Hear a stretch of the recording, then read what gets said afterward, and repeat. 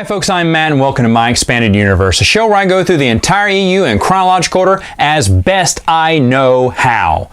Well, my Ewoks found out that this was an episode not featuring their comic book, so they split. Fair weather furballs. But, of course, my good friend EUD2 is back again, and we're going to go through the rest of the Droids comic books from the cartoon series. So when last we picked up, it was issue 4, which was continued from Ewoks 10.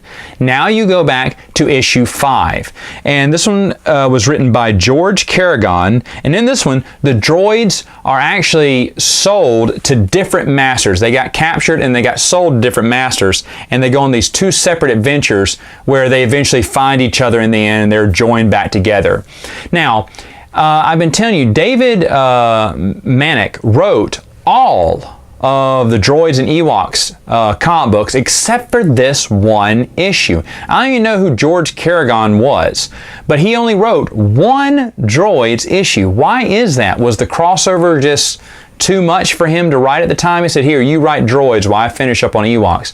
I don't know. Now, I even asked my good friend Rich Hanley, who is the expert on the Droids comic book, and I said, hey man, what can you tell me about this? He said, you know what, that's a great question. I have no idea why there was a different writer for that one issue only. So I guess we'll just never know. But I did find it interesting. Now, it doesn't set off the tone, and this comic book doesn't, feel different than the rest of them. They're children's comic books. It feels about the same, a regular adventure. Now, in issues 6, 7, and 8, David Manek picks it back up, and he's basically telling the story of Star Wars from the droids' point of view. And to be honest, those are the best stories of the whole series.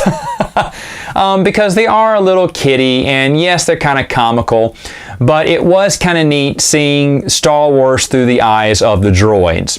Now, I'm assuming since that was 6, 7, and 8, and there were no more after that, they ended the series after issue 8. I guess that Dave Manek knew that Droids was getting canceled. I have no idea why. Maybe it was because they only said we're going 8 issues and that's it, or maybe sales weren't that high. Maybe that's why we saw after the 3rd issue they did a crossover with the Ewoks and that wasn't working. So maybe they got a different writer and that wasn't working. And then they said, all right, here, just go ahead and write this last bit of story and then we'll end it. But I think the Droids got a good ending because it kind of flash forwards from the past to the present, which was Star Wars at the time. So it does get a sort of ending when you think about it. Now, should you read the Droids comic books? Well, they're all collected in an omnibus, which is fantastic from Dark Horse, and I'll talk more about that because it's combined with Ewoks, and I'll talk about the rest of the Ewoks comic books next time. For the Droids comic books, I can't recommend them because it's only for a special people who would enjoy them. If you watched the Droids cartoon series growing up, or you enjoyed the Droids cartoon series, then yes, you should read these. They're in the spirit of the cartoon. For me, they were, ho-hum issues, not really that much adventures, some goofy laughs, but that was about it. It wasn't fantastic stuff.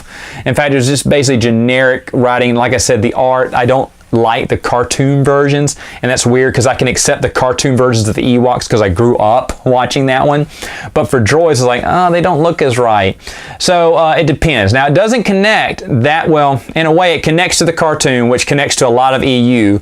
So in a different, third degree, it's kind of connected to the EU, but you're not missing anything if you don't get it. Now, should you get the individual issues? I've heard some people say, Matt, I want to try to get all the old issues of the Marvel stuff. Good luck. I don't think it's worth it. I would rather have the trade paperback, and I think the trade paperback is perfect. I'll talk more about that next time with another video.